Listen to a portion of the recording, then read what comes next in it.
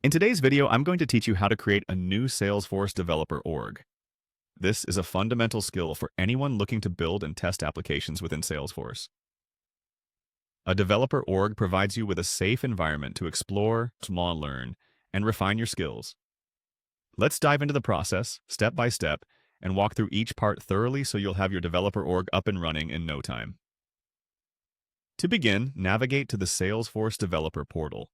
You can do this by entering the URL developer.salesforce.com in your web browser's address bar.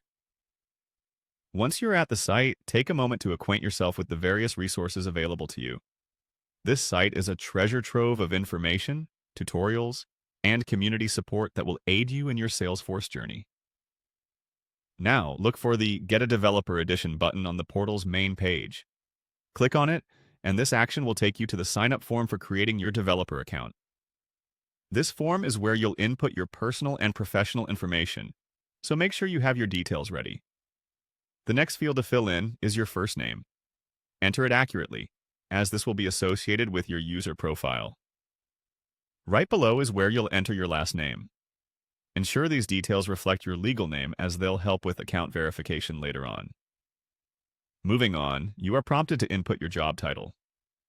This field is primarily for Salesforce's demographic data collection, so even if you're not working professionally yet, feel free to put a fitting title that describes your role or aspirations, like student or aspiring Salesforce developer.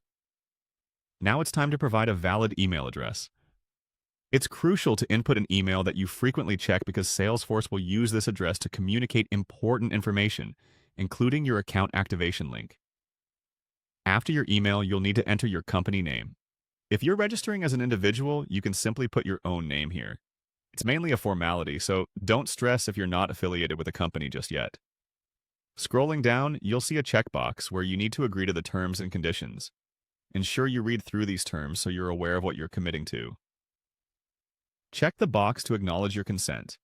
You'll also have to complete a quick CAPTCHA to confirm you're not an automated bot.